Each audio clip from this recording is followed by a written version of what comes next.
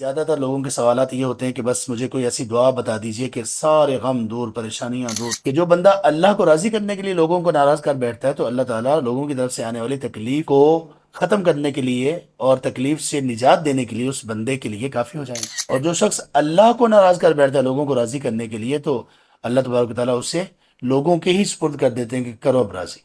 لوگ کہاں راضی ہوتے ہیں۔ ویسٹرن کسی کنٹری میں تھے، وہ کہنے لگے کہ ایک مرتبہ ایک خاتون سے مجھ پہ اس وجہ سے ناراض ہو گئی، ہم لفٹ میں تھے، دو تین لوگ تھے، اس میں ایک خاتون تھی، تو وہ لفٹ ہم باہر نکلے تو وہ لڑ پڑی کہ آپ نے مجھے اپریشیٹ کیوں نہیں کیا، میں نے جو لباس پہنا ہوا ہے، یہ مجھے کیوں نہیں کہا کہ لکنگ نائس۔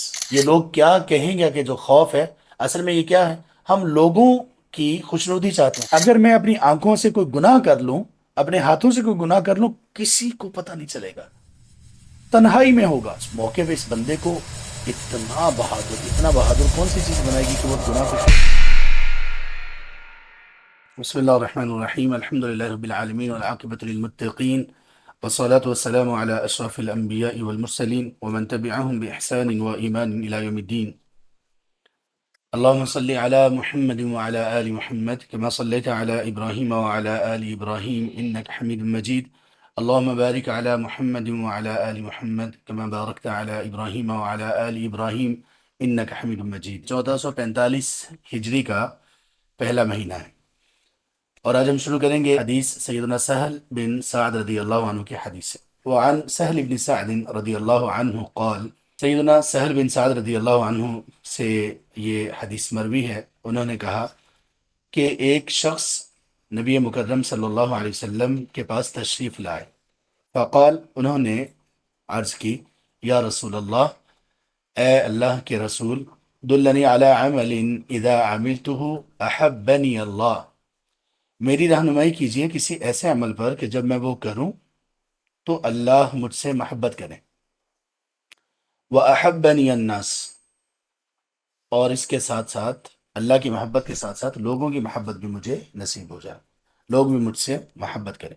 فقال، تو آپ علیہ الصلوۃ والسلام نے فرمایا، ازہد فی الدنیا یحبک اللہ، آپ دنیا میں بے رغبتی اختیار کیجئے تو اللہ آپ سے محبت کریں گے۔ یحبک اللہ پڑھنا بھی اس کو ٹھیک ہے، اور یحبک اللہ پڑھنا بھی اس کو ٹھیک ہے۔ وازہد فی ما عند الناس، اور جو لوگوں کے پاس ہے اس سے بھی بے رغبتی کیجئے، اس میں بھی زہد اختیار کیجئے۔ یحبک الناس او یحبک الناس، تو لوگ بھی آپ سے محبت کرنے لگیں گے۔ رواہ ابن ماجہ وسندہ حسن، امام ابن ماجہ رحمہ اللہ نے اس کو روایت کیا اور اس کی سند حسن ہے، اگرچہ اہل علم کا اس کی سند سے متعلق کچھ کلام موجود ہے، لیکن اس حدیث کا معنی بالکل اسلام کی تعلیمات، قرآن اور نبی مکرم صلی اللہ علیہ وسلم کی دیگر تعلیمات کی روشنی میں دیکھا جائے تو بالکل درست ہے۔ ہم باب پڑھ رہے ہیں باب الزہد والورع، اور یہ وہ حدیث ہے کہ جس کا اصل تو تعلق زہد کے ساتھ ہے، لیکن جو اس زہد کا نتیجہ ہے، اس زہد کے نتیجے میں انسان ورع کو بھی پا لیتا ہے۔ میں آپ کو یاد دلاتا جاؤں کہ زہد کا معنی ہم نے یہ پڑھا تھا کہ زہد اس چیز سے دنیا میں بچنا، اجتناب کرنا جس کا آخرت میں کوئی فائدہ نہیں، یہ زہد ہے۔ اور ورع یعنی جب یہ اکٹھے استعمال ہوں گے تو ان میں جو اہل علم فرق بیان کرتے ہیں، وہ ورع یہ ہے کہ ان چیزوں سے اپنے آپ کو بچانا جن کا آخرت میں کوئی نقصان ہے۔ تو زہد ورع سے بڑا درجہ ہے، ہر زاہد وہ ورع ہے، وہ ورع اختیار کرنے والا ہے، اور جو ورع اختیار کرنے والا ہے وہ زاہد ہو بھی سکتا ہے اور زاہد نہیں بھی ہو سکتا۔ زہد زیادہ بڑا درجہ ہے۔ الساعدی رضی اللہ تعالی عنہ وہ بیان یہ کرتے ہیں کہ ایک شخص نبی مقدم صلی اللہ علیہ وسلم کے پاس آئے، اور یہ صحابی تھے، یہ جو شخص نبی مقدم صلی اللہ علیہ وسلم کے پاس آئے یہ صحابی تھے۔ تو انہوں نے ایک بات پوچھی۔ اب یہاں سے اندازہ لگائیے کہ ہم سب کے ذہنوں میں کچھ نہ کچھ ایسے سوالات ضرور ہوتے ہیں کہ جو ہم چاہتے ہیں کہ کسی سے پوچھیں۔ کچھ سوالات ایسے ہوتے ہیں کہ جو ہم اپنی فیلڈ، اپنے میدان، اپنی دلچسپی، شوق سے متعلق رکھتے ہیں، اور وہ اسی میدان کے لوگوں سے ہم دریافت کرتے ہیں۔ ایک شخص ہے، اس کو مثال کے طور پر اسے ایک چیز کا شوق ہے، کھانے پینے میں یا پہننے میں یا استعمال کرنے میں، تو وہ اس چیز کے متعلق کچھ نہ کچھ اس کے سوالات ہوں گے، اور وہ سوالات ان لوگوں سے ضرور کرے گا جو اس میں پختگی رکھتے ہیں اور تجربہ اور علم رکھتے ہیں۔ اور ہم میں سے ہر ایک شخص کے مسلمان ہونے کے اعتبار سے بھی کچھ سوالات ہوتے ہیں دینی اعتبار سے. تو ہمارا دل یہ چاہتا ہے کہ کوئی بھی شخص جو دین کا علم رکھنے والا ہو ہم ان سے کچھ پوچھیں. یہ ایک فطرتی سی بات ہے. اگرچہ کبھی کبھی یہ فطرتی بات تھوڑی سی فطرت سے ہٹ کر تھوڑی سی ایسی عادت اختیار کر جاتی ہے جو غیر مناسب عادت ہے. کچھ لوگوں نے چند سوالات رکھے ہوتے ہیں اور ان چند سوالات کو ہر عالم کے سامنے پیش کرتے ہیں، اور مقصد یہ ہوتا ہے کہ علماء کا علمی لیول چیک کریں. یہ یعنی علماء کو ایک میزان میں رکھ کے ہر عالم سے وہی سوال ضرور کرنا ہوتا ہے. اور کبھی کبھی پھر وہ کچھ علماء کو کچھ خود بتا بھی دیتے ہیں، نہیں نہیں آپ یہ کہہ رہے ہیں ایسے نہیں ہوتا، ایسے نہیں ایسے ہوتا ہے. تو ان کے سوال کا مقصد عموماً ہوتا ہی یہ ہے. تو خیر یہ سوال کرنے میں کیا اس کے آداب ہیں اور کیا سوال کرنا چاہیے کیا نہیں، اور یہ سبحان اللہ اسلام نے اس پر بھی ہماری تربیت مکمل کی ہے. مکمل دین میں اس کی بھی مکمل تربیت موجود ہے.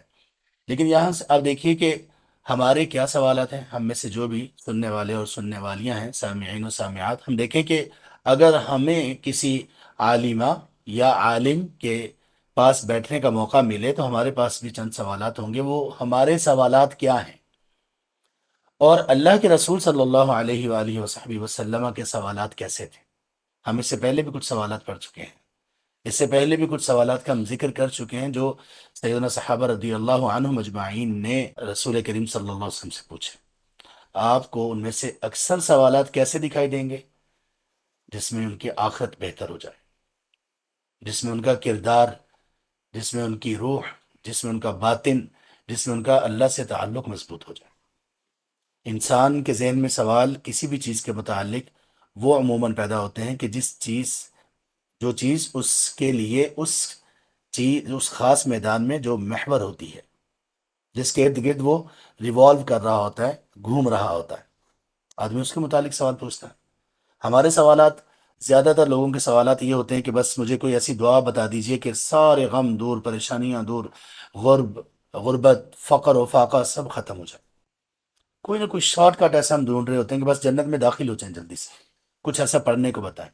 اور اس میں ہم اتنا آگے چلے جاتے ہیں کہ ہم سبحان اللہ ہم یہ بھی کرتے ہیں کہ کا کسی کے اولاد میں سے کوئی ان کی اپنی تربیت کی وجہ سے جب اس کی تربیت کمزور رہ جاتی ہے اور وہ اپنے والدین کو تنگ کرتا ہے تو وہ بھی کیا پوچھ رہا ہوتا ہے، کوئی ایسی دعا بتائیے مجھے کہ میرا بچہ ٹھیک ہو جائے، میں کیا پڑھوں. خواتین ہم سے سوال کرتی ہیں کہ شوہر ہمارے بہت اچھے ہو جائیں، کوئی بات بتائیں ہمیں، ہم کیا پڑھیں. شوہر بھی یہی پوچھ رہے ہوتے ہیں کہ یہ معاملہ ہمارا ٹھیک ہو جائے، ہم کیا پڑھیں. ہماری بیویاں ٹھیک ہو جائیں، فرما بردار بن جائیں، تو ہمیں بتائیے کہ ہم کیا پڑھیں. سبحان اللہ. تو تربیت کیا ہونی چاہیے، یہ سوالات ہیں یہ ہمارے سوالات ہیں. اور صحابہ رضی اللہ عنہ کے سوالات کیسے تھے؟ ان کے سوالات ایسے تھے کہ وہ اللہ کی محبت، وہ آخرت سے متعلق زیادہ تر سوالات تھے. اگر ان سوالات کو اکٹھا کیا جائے تو ہمیں معلوم ہوگا کہ جناب سادات صحابہ رضی اللہ عنہ مجمعین ان کے شوق ذوق اور ان کی زندگی کس محور کے ارد گرد گھوم رہی تھی. ان کی زندگی میں سینٹرل پوائنٹ، ان کی لائفز کا سینٹرل پوائنٹ وہ کیا تھا، یہ ہمیں سمجھ آتی. اور ہم سب جانتے ہیں اچھی طرح اپنے بارے میں ہماری زندگی میں ہمارا محور اور سینٹرل پوائنٹ کیا ہے. سوال ان کا کیا تھا؟ کہا یا رسول اللہ، اے اللہ کے رسول، آپ مجھے کوئی ایسا عمل بتائیے کہ جس عمل سے دو فائدے مجھے نصیب ہو جائیں. ایک فائدہ یہ ہو کہ اللہ کی محبت مل جائے، اور دوسرا فائدہ یہ ہو کہ لوگوں کی بھی محبت نصیب ہو. پہلی بات یا پہلا مقصد بہت اعلیٰ ہے کہ اللہ کی محبت مل جائے. تو لوگوں کی محبت ہم کیوں حاصل کرنا چاہتے ہیں؟ ہمیں لوگوں کی محبت سے کیا فائدہ ہوگا؟ اور ہم تو بلکہ کبھی کبھی لوگوں کی محبت کے چکر میں بہت اپنا نقصان کر بیٹھتے ہیں، اپنے مال کا، اپنے سکون اور چین کا، اور اپنے دین کا بھی. کیسے؟ وہ ایسے کہ ہم کتنے مواقع پر کتنے سارے کام صرف اس لیے نہیں کرتے، یا کتنے مواقع پر اپنے آپ کو ہم مشکل میں ڈال دیتے ہیں صرف اس وجہ سے کہ لوگ کیا کہیں گے. یہ لوگ کیا کہیں گے کہ جو خوف ہے، اصل میں یہ کیا ہے، ہم لوگوں کی خوشنودی چاہتے ہیں. تو پھر لوگوں کی محبت کا سوال انہوں نے کیوں کیا؟ اور اس سے بڑھ کر یہ بات ہے کہ رسول کریم صلی اللہ علیہ وآلہ وصحبہ وسلم نے ان کو منع نہیں کیا کہ آپ نے یہ کون سا سوال کیا. اس سوال پر برقرار رکھا. کیا مطلب؟ کہ لوگوں کی محبت حاصل کرنا کوئی گناہ نہیں ہے. کچھ ایسا کرنا کہ لوگ آپ سے محبت کرنے لگیں، اس میں کوئی حرج کی بات نہیں ہے اس کے مطابق. لیکن پھر اس حدیث کا کیا بنے گا جو ترمذی میں ہے؟ اللہ کے رسول صلی اللہ علیہ وسلم نے فرمایا: من التمس رضا اللہ بسخط الناس کفاہ اللہ مؤونۃ الناس، او کما قال. کہ جو بندہ اللہ کو راضی کرنے کے لیے لوگوں کو ناراض کر بیٹھتا ہے تو اللہ تعالیٰ لوگوں کی طرف سے آنے والی تکلیف کو ختم کرنے کے لیے اور تکلیف سے نجات دینے کے لیے اس بندے کے لیے کافی ہو جائیں گے. وَمَنِ الْتَمَسَ رِضَى النَّاسِ بِسَخَطِ اللَّهِ وَكَّلَهُ اللَّهُ إِلَى النَّاسِ. اور جو شخص اللہ کو ناراض کر بیٹھتا ہے لوگوں کو راضی کرنے کے لیے، تو اللہ تبارک و تعالیٰ اسے لوگوں کے ہی سپرد کر دیتے ہیں کہ کرو اب راضی. لوگ کہاں راضی ہوتے ہیں؟ تو پھر اگر ان دونوں احادیث کو دیکھا جائے تو کیا دونوں میں کچھ آپس میں کنٹراڈکشن اور کچھ تضاد نہیں پایا جاتا؟ کچھ تعارض نہیں پایا جاتا؟ تضاد تو نہیں کہنا چاہیے، تعارض نہیں ہے، کچھ ٹکرا نہیں ہے رہی باتیں؟ نہیں، ایسا نہیں ہے. وہ جس حدیث کا میں نے ذکر کیا اس میں لوگوں کی محبت اور رضا کو چاہنا ہے اللہ کی محبت کے مقابلے میں. یہاں پہ مقابلے میں نہیں ہے. یہاں بھی ہے کہ اللہ تعالیٰ آپ سے راضی ہو اور لوگ بھی آپ سے خوش ہوں.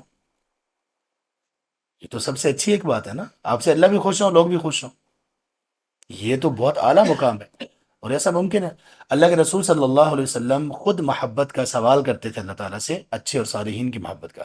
اللہم انی اسألک حبک وحب من یحبک.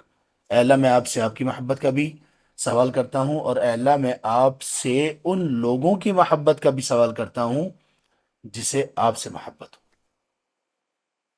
یہ تو عبادت ہوئی نا. سبحان اللہ. یہ کیسے ہمارے دل کے تعلقات کیسے ہونے چاہیے، ہم کس کو کیا ویلیو کریں، کسی شخص کو، کسی کی شخصیت کو، سارا اس سے پتہ چل رہا ہے، دعاؤں سے پتہ چل رہا ہے. تو یہاں پر آپ صلی اللہ علیہ وسلم نے جو محبت کا سکھایا، وہ محبت لوگوں کی محبت اگر مل جائے ہمیں اللہ کی محبت کے تحت، اس کے مقابلے میں نہیں، اس کے ساتھ ایسی کوئی کیفیت نہ ہو کہ وہ محبت میں شرک ہو جائے. وَمِنَ النَّاسِ وَالَّذِينَ آمَنُوا أَشَدُّ حُبًّا لِلَّهِ. اللہ تعالیٰ نے جو سورۃ البقرہ میں ارشاد فرمایا تھا نمبر 165 میں کہ ایمان والے تو اللہ سے سخت محبت کرتے ہیں، بہت شدید محبت ہوتی ہے. اور اسی طرح وہ جبریل علیہ السلام والی بھی حدیث ہے جس میں ان اللہ اذا احب عبدا نادى جبریل فيقول انی احب فلانا فاحبه فيحبه جبریل ثم ينادي في السماء ان اللہ یا اہل السماء ان اللہ يحب فلانا فاحبوه ثم يودع له القبول في الارض. کتنی بڑی سعادت ہے. اللہ تعالیٰ جس بندے سے محبت کرتے ہیں جبریل کو بلا کر کہتے ہیں میں اس سے محبت کرتا ہوں، آپ بھی محبت کرو. اس کا مطلب یہ ہو کہ محبت بھی ایک کرنے کا فعل ہے. کبھی ہمیں کسی چیز سے، کسی شخص سے محبت نہیں ہوتی اسلام کی نظر میں، اسلام کے دائرے میں، تو ہمیں وہ کرنی چاہیے، دل میں پیدا کرنی چاہیے. خیر، تو جبریل کو اللہ تعالیٰ یہ کہتے ہیں کہ میں فلاں سے محبت کرتا ہوں، آپ بھی محبت کریں. پھر جبریل علیہ السلام یہ اعلان آسمانوں میں کرتے ہیں فرشتوں میں کہ اللہ فلاں سے محبت کرتے ہیں، تم سب محبت کرو. اور اس کے بعد پھر ایسے شخص کے لیے محبت زمین پہ بھی ڈال دی جاتی ہے اور اس کا قبول لوگوں کے دلوں میں آ جاتا ہے.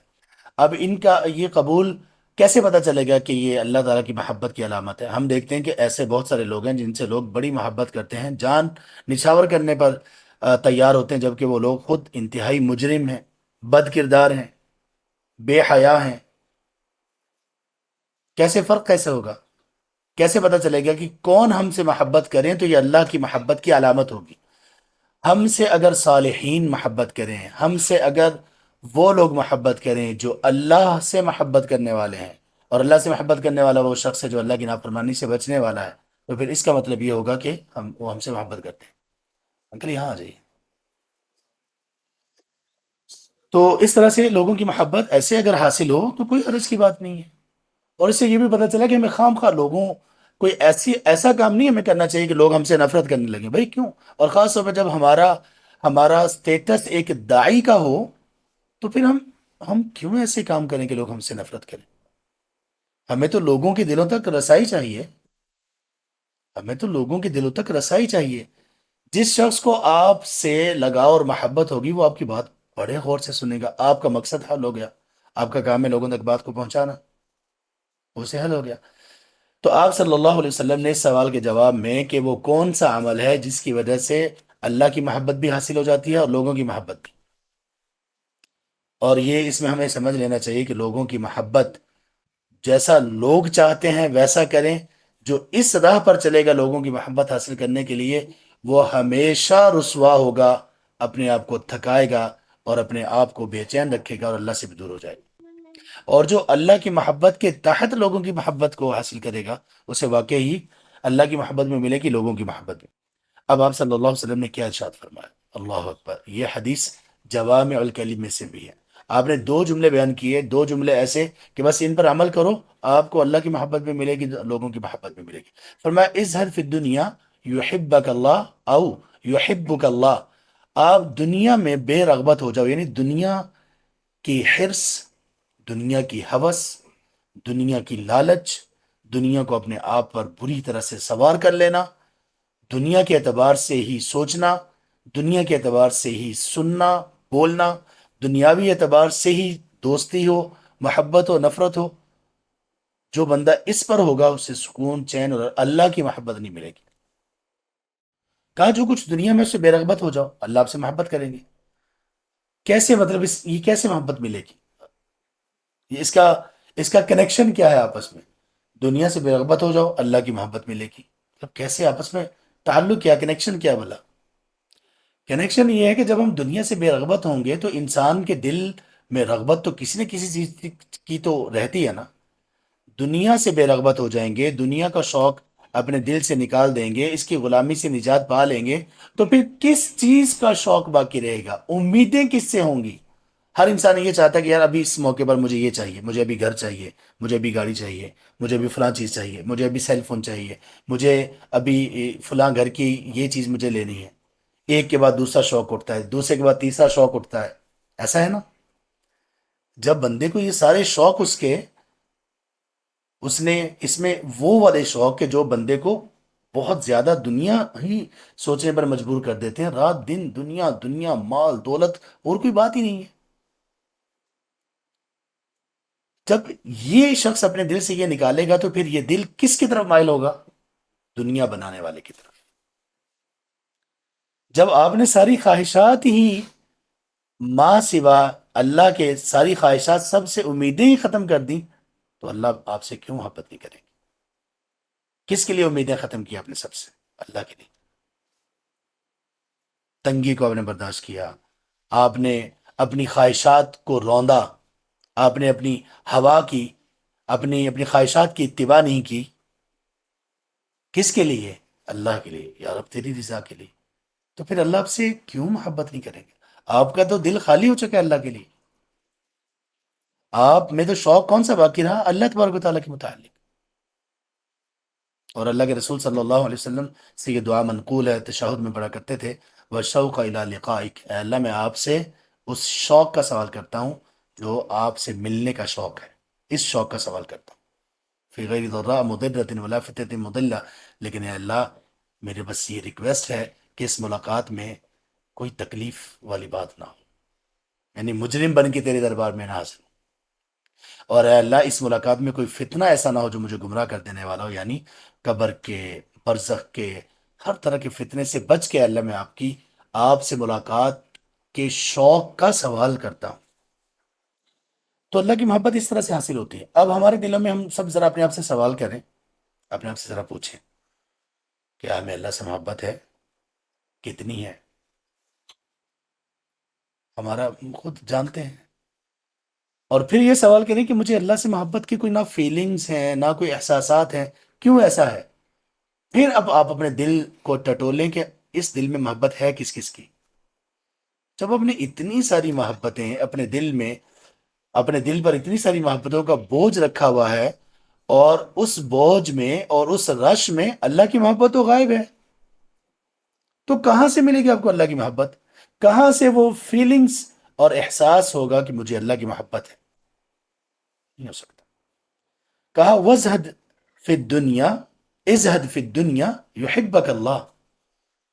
دنیا سے کا شوق ختم کر دو. اس کا یہ مطلب نہیں ہے کہ ہم دنیا کو چھوڑ دیں، نہیں، ہم اس دنیا میں ہی تو عمل کرنے کے لیے بھیجے گئے ہیں. اس کا یہ مطلب نہیں ہے. مطلب کیا ہے؟ دنیا کا وہ شوق جو غلامی کی حد تک آپ کو لے جائے. سبحان اللہ، کوئی اور بات ہی نہیں ہے آپ کے ذہن میں کوئی اور کوئی اور چیز ہی نہیں ہے، ہر چیز کو آپ نے جوڑا اس چیز کے ساتھ ہوا۔ ذرا سا مال کم ہوتا ہے تو ہم پریشان ہو جاتے ہیں کہ یار زندگی بڑی ٹف گزر رہی ہے، اور ہم یہ بھی بھول جاتے ہیں کہ ہماری آنکھوں میں جو بینائی ہے، یہ اس کی ایک ویلیو ہے، ہمارے کانوں میں جو سماعت ہے اس کی کوئی قیمت ہے، ہماری زبان میں بولنے کی جو قوت ہے یہ اللہ کی کوئی نعمت ہے۔ کرونا ہے تو ہمیں یہ پتا چلا کہ یہ آکسیجن بھی کوئی اللہ کی نعمت ہے، اور ایسی نعمت ہے کہ تھوڑی سی کمی ہوئی تو بندہ گیا۔ اللہ۔ اور دوسری چیز، لوگوں کی محبت کیسے حاصل ہوگی؟ فرمایا کہ جو کچھ لوگوں کے پاس ہے اس سے اپنے دل کو ہٹا لو، لوگ آپ سے محبت کریں گے۔ ہمارے وہ بھائی جن کو بڑا شوق ہوتا ہے نا فلاں فلاں بندے کے ساتھ سیلفی لینے کا، فلاں فلاں چیز کو حاصل کرنے کا، فلاں فلاں کے پاس جانے کا، اور وہ تو محبت کر رہے ہوتے ہیں، لیکن وہ دوسرا بندہ جس کے پاس یہ جا رہے ہوتے ہیں سیلفی لینے کے لیے، وہ کہہ رہا ہوتا ہے یار کیا مصیبت ہے۔ کیونکہ جو بندہ جب لوگ اس سے سیلفی کا، اس کے ساتھ آنے کا جب وہ شوق ظاہر کرتے ہیں نا، تو ظاہر ہے یہ بندہ اس مقام پر پہنچ چکا ہوتا ہے کہ اب اس کو لوگوں سے تھوڑی سی چڑ ہونا شروع ہو جاتی ہے، بھائی کس کس کے ساتھ سیلفی لوں میں۔ اب وہ ہوتا کیا ہے، یہ بندہ اپنے شوق اور اپنی محبت اور اپنی عقیدت میں اس کے قریب ہوتا ہے، اور وہ کیا محسوس کر رہا ہوتا ہے، یار اللہ کرے یہ دور ہی ہو، تو اس کی محبت تو نہ ملی نا اس کو۔ یہ قاعدہ دیکھیں، وَازْهَدْ فِي مَا عِندَ النَّاسِ، جو لوگوں کے پاس ہے اس سے بے رغبت ہو جاؤ۔ لوگوں کے پاس کیا ہے؟ دنیا مراد ہے یہاں پر، یہ نہیں کہ کسی بندے کے پاس علم ہے، بندہ کہ میں نے حدیث پڑھی تھی مجھے آپ کے علم کی ضرورت ہی نہیں ہے، لا حول ولا قوت الا باللہ، پھر تو ہر چیز سے محرومی۔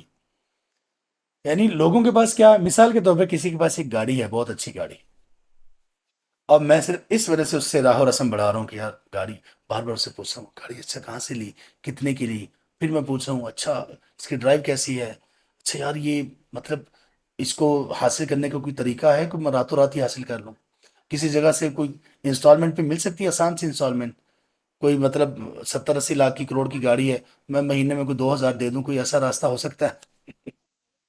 اب وہ بار بار اس سے سوال کرے گا، اور یہ بندہ کیا ہوگا، تنگ ہوگا، یار اس کو کیا ہو گیا، یہ کر کیا رہا ہے؟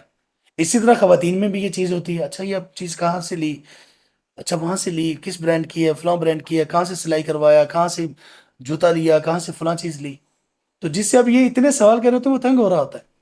اور دوسرا جو رویہ ہے مومن کا رویہ، وہ کیا ہے؟ کسی کے پاس کوئی چیز دیکھی، برکت کی دعا دیں، اس کے نہ کوئی حسد کریں، نہ کوئی بد نظری کی کوئی آپ کے میں کوئی ایسی کوئی چیز ہو، اور بس چھوڑ دیں۔ وہ بندہ کہ گیا مجھ سے پوچھ ہی نہیں رہا یہ، اگر اس کی تربیت نہیں ہوگی اس کو غصہ آئے گا۔ ہمارے ایک بھائی نے ہمیں بات بتائی، وہ ویسٹرن کسی کنٹری میں تھے، وہ کہنے لگے کہ ایک مرتبہ ایک خاتون سے مجھ پہ اس وجہ سے ناراض ہو گئی، ہم لفٹ میں تھے، 2-3 لوگ تھے، اس میں ایک خاتون تھی، تو وہ لفٹ ہم باہر نکلے تو وہ لڑ پڑی کہ آپ نے مجھے اپریشیٹ کیوں نہیں کیا، میں نے جو لباس پہنا ہوا ہے، آپ نے یہ مجھے کیوں نہیں کہا کہ لکنگ نائس، اس پہ وہ ناراض ہوگی خاتون۔ لا حول ولا قوة۔ آپ جب لوگوں کے پاس جو کچھ ہے، اللہ اکبر، لوگوں کے پاس آپ سے زیادہ کیا ہو سکتا ہے؟ 2 آنکھیں آپ کے پاس ہے نا، یا تو آپ کہو گے یار اس بندے کے پاس 3 آنکھیں، اس سے ذرا پوچھو یار کیسے،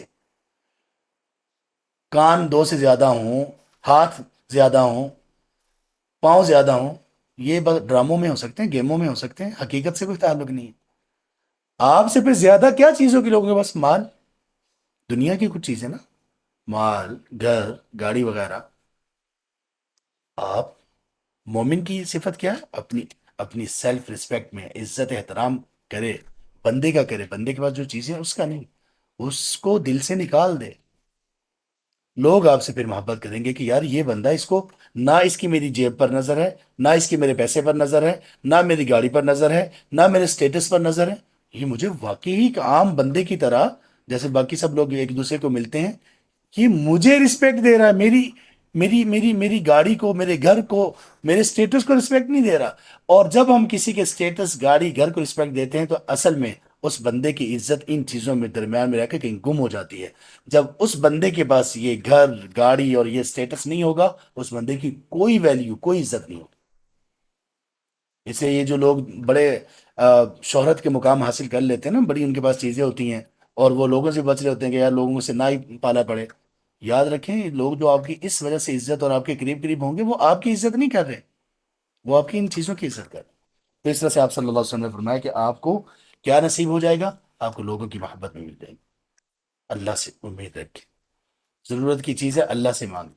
دیکھیں ضروریات تو پوری ہو سکتی ہیں، خواہشات نہیں پوری ہو سکتی. اس دنیا میں لوگوں کی ضروریات پوری ہو سکتی ہیں، خواہشات کبھی نہیں پوری ہو سکتی. اللہ نے یہ دنیا ڈیزائن ہی ایسے نہیں کی کہ یہاں خواہشات پوری ہوں. اگر یہاں پہ خواہشات پوری ہونے لگیں تو جنت کا کوئی چام اس طرح سے باقی نہیں رہے. تو یہ قاعدہ ہے، اس کو اچھی طرح سے اپنا لیں. اور اللہ کی محبت اس قدر بڑی چیز ہے. اللہ جس سے محبت کرنا، اللہ کی محبت کے پھر کئی ایک لوازم ہیں. اللہ کی محبت سے انسان کو سکون ملتا ہے، اجر و ثواب ملتا ہے، بلند درجات ملتے ہیں، اور دنیا میں امامت بھی انسان کو ملتی ہے. وعن سعد بن ابي وقاص رضی اللہ عنہ قال سمعت رسول اللہ صلی اللہ علیہ وسلم یقول. سعد بن ابی وقاص رضی اللہ عنہ کہتے ہیں کہ میں نے اللہ کے رسول صلی اللہ علیہ وسلم کو فرماتے ہوئے سنا، ان اللہ، آپ صلی اللہ علیہ وسلم نے ارشاد فرمایا، ان اللہ یحب، بلا شبہ اللہ محبت رکھتے ہیں. کس سے؟ العبد، ایسا اللہ کا بندہ، ایسا بندگی کرنے والا، التقیہ جو متقی ہو، الغنیہ بے پرواہ ہو، الخفیہ چھپا ہوا ہو. اخرجہ مسلم، اس کو امام مسلم رحمہ اللہ نے روایت کیا.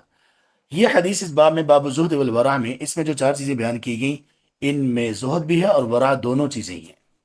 میں نے آپ سے پہلے بھی یہ کہا تھا، اور آپ ان احادیث کو باقی بہت ساری نیتوں کے ساتھ ساتھ اس نیت سے بھی پڑھیں کہ یہ آپ کی پرسنالٹی کو ڈیولپ کرنے کے لیے، یہ پرسنالٹی امپروومنٹ کے وہ قواعد ہیں جو ڈیوائن رولز ہیں اور ڈیوائن پرنسپلز ہیں، جو قواعد الہیہ ہیں. جس اللہ نے آپ کو پیدا کیا، آپ کے جسم باڈی کو، آپ کی شخصیت کو جس اللہ نے بنایا ہے، اس اللہ نے اپنے رسول صلی اللہ علیہ وسلم کے ذریعے اور خود اپنے کلام کے ذریعے آپ کو بتایا ہے کہ آپ کی پرسنالٹی، آپ کی شخصیت کیسے بہتر ہو سکتی ہے. اتنی بہتر، اتنی بہتر، اتنی اعلیٰ کہ اللہ بھی محبت کریں اور لوگ بھی محبت کریں. تو پچھلی حدیث میں تھا صرف ایک ایسی چیز جس سے آپ نے بچنا ہے، اور اس حدیث میں اللہ کی محبت حاصل کرنے کے لیے وہ چیزیں بیان کی گئی ہیں جو آپ نے کرنی ہیں. اور یہ دو چیزیں ہوتی ہیں نا، کچھ کرنے کے کام ہے، کچھ چھوڑنے کے کام. اسلام بھی انہی چیزوں کے ارد گرد گھومتا ہے، اسلام کی تعلیمات. تو اس کا تعلق زہد اور ورع دونوں کے ساتھ ہے.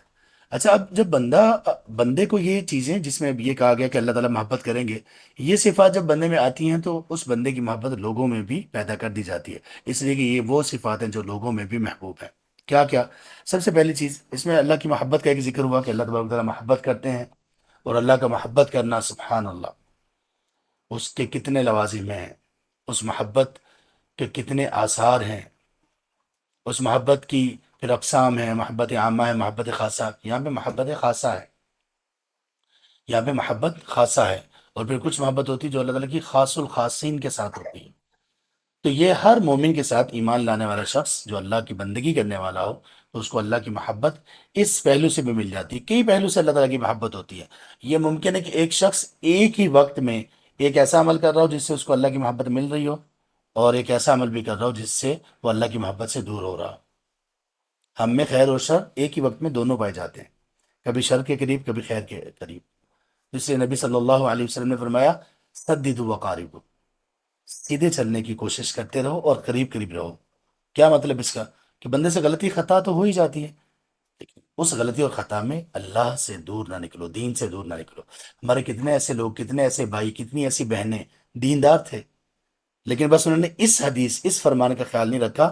وہ ایسے دور ہوتے گئے دین اور دین والوں سے کہ بڑی آہستگی آہستگی کے ساتھ وہ قریب نہیں رہے، وہ سیدھے نہیں رہے. اور پھر جب ان کی آنکھیں کھلی تو وہ بہت دور نکل چکے تھے. ان کے ساتھ والے لوگ دین میں بہت اعلیٰ مقام حاصل کر چکے تھے، اور یہ لوگ یہ دین میں اعلیٰ مقام نہیں حاصل کر سکے، دنیا میں اعلیٰ مقام حاصل کیا. اب دونوں مرنے کے قریب ہیں، دونوں دوست. یہ دوست جو اپنے ان دیندار دوستوں سے الگ ہو گیا تھا، دنیا کا مقام و مرتبہ بہت اس نے پا لیا، اور یہ دوست انہوں نے دین میں ترقی حاصل کی.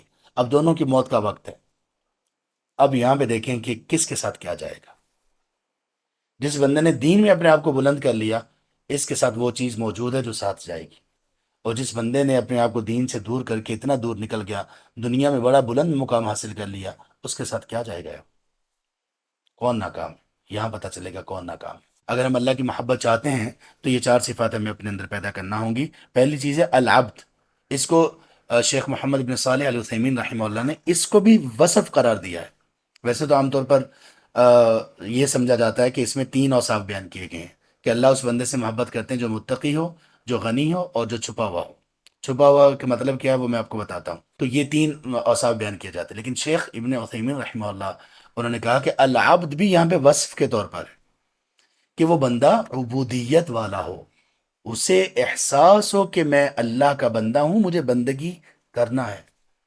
اور یہ جو عبودیت کا جہاں پہ لفظ آتا ہے نا، تو وہاں پھر اکڑ نکل جاتی ہے، تکبر نکل جاتا ہے. اس لیے کہ جو عبودیت ہوتی ہے نا، عبد اصل میں اس کا جو مادہ ہے، اس کا معنی اصل یہ ہوتا ہے، کہا جاتا ہے طریق معبد، پختہ راستہ. جو کنکریٹ راستہ ہوتا ہے نا چلنے والا گاڑیوں کے، اس کو کہتے ہیں. اب جتنا راستہ کنکریٹ ہوگا اتنے زیادہ لوگ اس پہ چلیں گے. اب راستے کے اوپر جب لوگ چلیں گے، گاڑیوں کے ٹائر گزریں گے، تو یہ راستے میں کیا پیدا ہو رہی ہے؟ بڑائی پیدا ہو رہی ہے کہ نچائی پیدا ہو رہی ہے؟ نچائی پیدا ہو رہی ہے. اس سے نکلا عبد، کہ عبد کا مطلب یہ ہوتا ہے جس میں عاجزی ہو، انکساری ہو. کس کے لیے؟ اللہ کے لیے. تو اس میں عبودیت ہو. ہم میں سے کتنے ایسے لوگ ہیں، اللہ اکبر اللہ اکبر، ابھی تک ان میں عبودیت ہی نہیں آئی، اللہ کی بندگی آئی نہیں ہے. اللہ کی بندگی پر وہ ابھی آئے ہی نہیں ہے، اس لیے کہ ان کی ابھی بھی وہ خواہشات کے پیچھے چل رہے ہیں. جس کام کا دل چاہتا ہے وہ کر لیتے ہیں، جس کام کا نہیں دل چاہتا چھوڑ دیتے ہیں.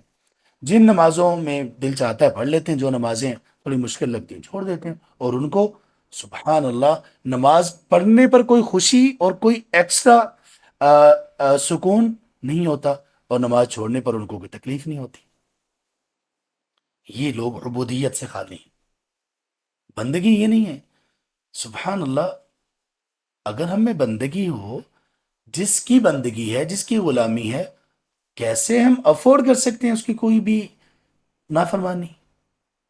ہم اس کو کیسے ناراض کر سکتے ہیں؟ اگر میرے اوپر کسی کے احسان ہوں، دو تین احسان کی ہوں، میں کیسے اس کو ناراض کر سکتا ہوں؟ بھائی میرے لیے یہ ایک بری بات ہے، مروت سے، اخلاق سے گری ہوئی بات ہے کہ میرا وہ محسن ہے اور میں اس کو ناراض کر لوں. میں نے یہ نہیں کہا کہ راضی کرنے کی کوشش، کبھی کبھی ہم اپنے محسنین کو راضی کرنے کی کوشش ہی نہیں کرتے، چلیں کوئی بات نہیں ہے، لیکن ان کو ناراض تو نہ کریں. تو یہ کیسا بندہ ہے جو اللہ کا بندہ، اللہ کی بندگی اختیار کرنے والا ہے، لیکن اس کو کوئی اللہ کی رضا حاصل کرنے کا کوئی فکر نہیں، اور اللہ کی ناراضگی سے بچنے کی کوئی سوچ ہی نہیں ہے اس میں، اور کہنے کو وہ دیندار ہو. تو اس لیے یہ اللہ کس بندے سے محبت کرتے ہیں؟ پہلی چیز اس میں بندگی تو آئے، بندے میں اللہ کی بندگی تو آئے، غلام تو وہ اللہ کا ہو. پیچھے ہم نے حدیث پڑھی نا، تعیس عبد الدینار والدرہم والقطیفہ. وہ بندہ جو غلام ہو گیا دینار و درہم و دینار کا اور لباس کا، ہلاک ہو گیا، ہلاک ہو جائے. بد دعا کی نبی صلی اللہ علیہ وسلم. اللہ نے بنایا ہے، اللہ کی بندگی کرو. یہ لباس مال دولت بھی اللہ نے بنایا ہے، تمہیں کس نے کہا تم ان کی غلامی میں چلے جاؤ، اپنے آپ کو غلام بنا لو ان کا؟ تو یہ پہلا وصف ہے. دوسرا وصف کیا؟ التقی. وہ بندہ متقی ہو.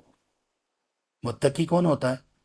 جس میں وہ قوت ہو کہ جس کے ذریعے سے وہ اللہ کی نافرمانی سے بچ جائے، اللہ کی ناراضگی سے بچ جائے.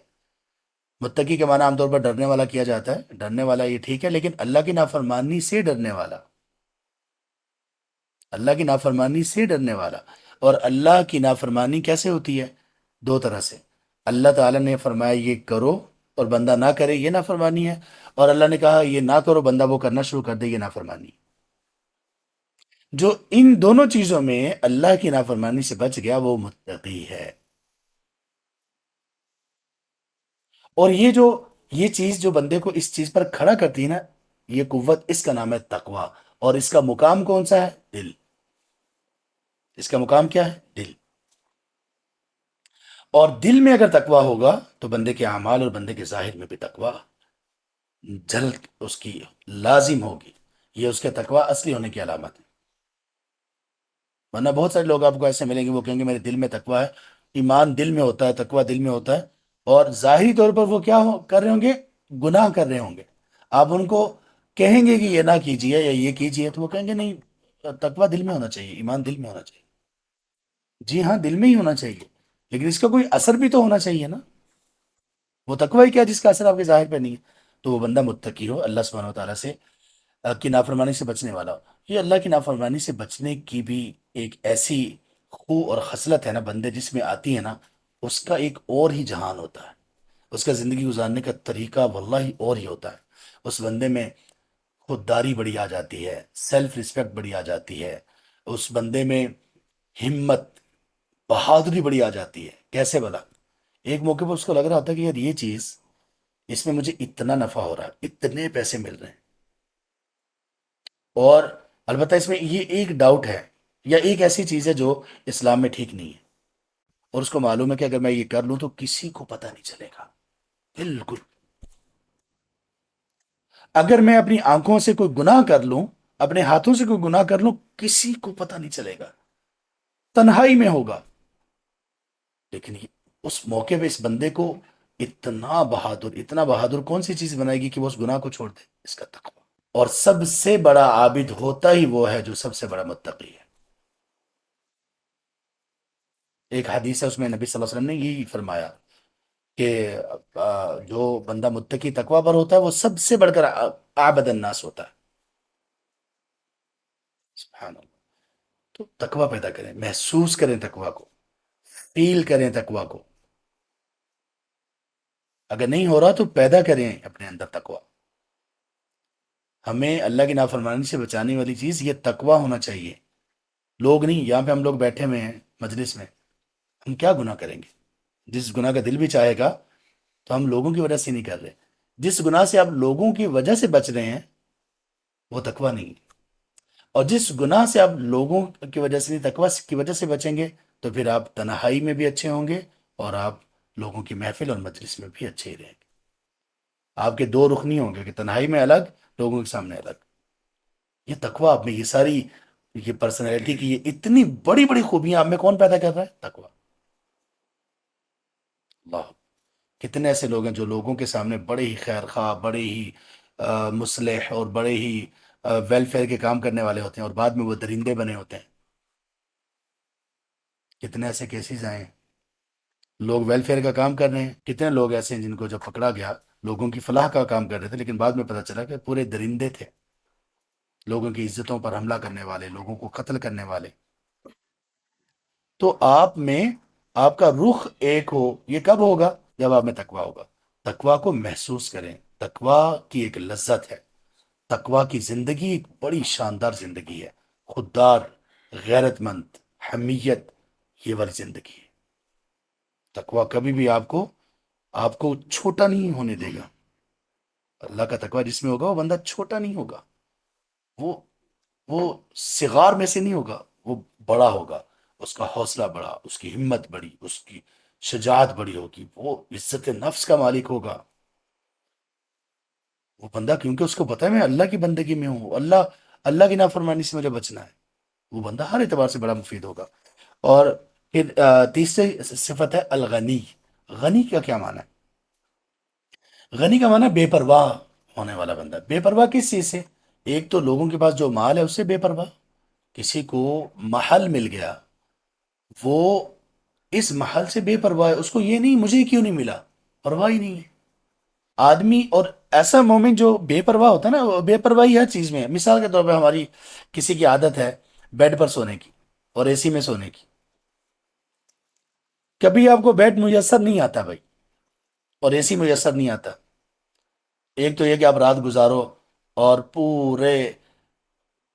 یعنی پوری طرح سے زبان آپ کی نا صلواتیں سناتی رہے، یار کہاں ٹھہرا دیا، کس ہوٹل میں آ گیا ہوں، اے سی نہیں چل رہا کیا، یعنی چلے ہوٹل میں تو آپ نے پیسے دیے ہیں، اے سی کے دیے ہوں گے، آپ کا حق بنتا ہے کہنے کا، اور کسی جگہ پہ ایسا ہو جائے، سبحان اللہ، آپ تو غنی تو نہ ہوئے، ایک چیز ہے آپ کی ضرورت ہے آپ کو نہیں مل رہی، آپ اس کے پیچھے ہلکان ہوتے جائیں۔ ایک چیز ہے ضرورت نہیں ہے، آپ کا شوق ہے آپ کو نہیں مل رہی، آپ اس کے پیچھے مطلب اپنے آپ میں تنگی پیدا کر لی، برداشت ختم ہو گئی، اور اتنا اپنے آپ کو کر لیا کہ آپ کا سانس گھٹنے لگ گیا، بے پرواہ تو نہ ہو۔ ہر کسی کی کوئی بھی اچھی دنیا کی نعمت کو دیکھ کر آپ کے دل میں یہ ہے کہ میں نے بھی یہی لینا ہے، ایسے ہی کرنا ہے، غنی تو نہ ہوئے آپ۔ یہ ہوتی ہے غنا، کہ آپ کے ساتھ کے لوگ وہ جہاں مرضی پہنچ جائیں، آپ ان سے بے پرواہ ہیں۔ ہاں، دین کے معاملے میں بے پرواہی نہیں چلے گی۔ دین کے معاملے میں آپ نے یہ دیکھنا ہے کہ کون سا شخص ہے جس کے ساتھ میں مقابلہ کروں۔ دین جو ہے یہ مقابلہ سکھاتا ہے۔ تو جو اللہ تبارک و تعالیٰ نے انسان کو عطا کیا، انسان اس پر راضی ہوتے ہوئے باقی سب چیزوں سے بے پرواہ ہو جائے، تو یہ بے پرواہی اس کو اللہ کی محبت دے دے گی۔ کیوں؟ جب وہ سب چیزوں سے بے پرواہ ہو جائے گا تو اس کا دل اللہ کی طرف ہی بار بار مائل ہوگا۔ اور چوتھی اور آخری صفت اس میں یہ ہے الخفی۔ الخفی کا مطلب ہوتا ہے چھپا ہوا۔ یہ وہ نہیں ہے جو رفو چکر ہم کہتے ہیں نا بندہ مفرور ہو گیا، یہ وہ نہیں ہے۔ خفی کا، اچھا، یہ وہ صفت ہے جس سے ہماری اکثریت خالی ہے، دینداروں کی اکثریت بھی اس سے خالی ہے۔ خفی کا معنی ہے بندے میں وہ کوالٹی کہ وہ کوئی اچھا اور نیک عمل کرے اور اس کا کسی کو بھی پتہ نہ ہو، یہاں تک کہ شوہر کی بیوی کو بھی پتہ نہ ہو اور بیوی کے شوہر کو بھی پتہ نہ ہو، اولاد ہے تو والدین کو پتہ نہ ہو، والدین ہے تو اولاد کو پتہ نہ ہو، ایسے کچھ نیک اعمال بھی ہونے چاہیے۔ صدقہ خیرات میں بے شک ہوں، تسبیح و تقدیس میں بے شک ہوں، نماز میں ہوں، اشراق میں ہوں، تہجد میں ہوں، کسی بھی چیز میں ہو، کوئی ایسا عمل جس میں بندہ چھپا ہوا۔ بندہ ہر چیز میں نہیں چھپ سکتا، ہمیں جماعت کے ساتھ نماز پڑھنے کا کہا گیا، لوگوں کے سامنے پڑھیں گے۔ کتنے ایسے خیر کے اعمال، کتنے ایسے فرائض اور کتنے ایسے ارکان ہیں جو لوگوں کے سامنے کرنا ضروری ہے ہمارے لیے۔ زیادہ تر ایسی ہی چیزیں ہیں، لیکن کچھ چیزیں بندہ پوری پوری پلاننگ کے ساتھ یہ کرے کہ میں نے صرف اللہ کے لیے کرنا۔ من استطاع منکم ان یکون له خبء من عمله فلیفعل۔ آپ صلی اللہ علیہ وسلم نے فرمایا اگر تم میں سے کوئی بندہ یہ کر سکتا ہو کہ وہ اس کے کچھ ایسے عمل ہوں جو چھپے ہوئے ہیں لوگوں سے، کر گزرے۔ ہم سب اپنے آپ سے سوال کریں کہ ہے چھپا ہوا عمل؟ اگر نہیں ہے تو اب یہاں پہ جو لوگ سن رہے ہیں، ہم سب کچھ ارادہ تو کریں یار، کچھ تو چھپا ہوا کریں۔ اور اللہ تعالیٰ کو یہ چھپا ہوا عمل اتنا پسند ہے کہ اللہ کے رسول صلی اللہ علیہ وسلم نے وہ 7 لوگوں کا جو ذکر کیا جن کو عرش کا سایہ نصیب ہوگا قیامت کے دن، ان میں ایک بندے میں یہی وصف ہے، تصدق بیمینہ فاخفاها حتى لا تعلم شماله ما تنفق یمینہ، کہ وہ صدقہ کرتا ہے اور صدقوں کو اتنا خفیہ رکھتا ہے کہ اس کے بائیں ہاتھ کو بھی پتہ نہیں چلتا دائیں نے کیسے خرچ کیا۔ کیا مطلب ہے اس کا؟ کچھ اہل علم نے اس پہ بات کی کہ اگر اس نے گن کے پیسے دیے پھر تو بائیں کو بھی پتہ چل گیا نا، دائیں ہاتھ کو نے خرچ کیا، بائیں کو پتہ نہیں چلا، اس کا مطلب اصل کیا ہے کہ اس کو خود پتہ نہیں چلا کہ اس نے کیا کیا ہے، کتنا خرچ کیا ہے۔ یہ صورت کیسے بن سکتی ہے بولا؟ کچھ اہل علم نے کہا کہ یہ صورت ایسے بن سکتی ہے کہ آپ نے اللہ کی راہ میں خرچ کرنا ہو، آپ کے جو والٹ میں آپ نے گنا ہوا نہیں ہے، بس نکالیں اور دے دیں۔ تو صدقے کو اس طرح سے چھپانا، اس کا مطلب یہ ہے کہ بائیں ہاتھ کو پتہ نہیں، یعنی آپ کو بھی پتہ نہیں ہے۔ اور بعد میں کبھی یہ نہ ہو، ویسے خیال بھی کرنا چاہیے، بعد میں بندہ پچھتاتا ہے، میں نے تو سمجھے تھے کہ اس میں روپے ہیں لیکن ڈالر تھے، وہ اتنے سارے ڈالر دے دیے، بعد میں اس کو غشی کے دورے پڑ رہے ہیں۔ لا حول ولا قوت الا باللہ۔ تو یہ ہوتا ہے چھپا ہوا عمل، کچھ تو چھپانا چاہیے۔ کیوں؟ یہ بھی اللہ سے محبت کا ایک الگ انداز ہے کہ یا رب صرف تیرے لیے، کسی کو پتہ نہیں، یا اللہ یہ تیرے اور میرے درمیان۔ کتنی چیزیں ہو سکتی ہیں، کوئی عمل ہو سکتا ہے، کوئی کلمہ ہو سکتا ہے، کوئی ورد ہو سکتا ہے، کوئی تعلق ہو سکتا ہے، کوئی صدقہ خیرات ہو سکتی ہے، کچھ بھی ہو سکتا ہے۔ اللہ تبارک و تعالیٰ ہمیں عمل کی توفیق نصیب فرمائے، اور اللہ تعالیٰ ہمیں یہ صفات اپنے اندر پیدا کرنے کی توفیق دیں کہ وہی توفیق دے گا تو ہم یہ کر سکیں گے۔ اور اللہ تبارک و تعالیٰ ہمیں ایمان، تقوی اور اپنی محبت کی لذت نصیب کر دیں، اور اللہ تعالیٰ ہمیں علم نافع دیں، اور اللہ تبارک و تعالیٰ ہمیں اس علم سے بچائیں جو علم ہمیں دنیا میں یا آخرت میں اللہ کی ناراضگی کا شکار کرنے والا ہو۔ آمین یا رب العالمین۔ سبحانک اللہم و بحمدک، اشہد ان لا الہ الا انت، استغفرک و اتوب الیک۔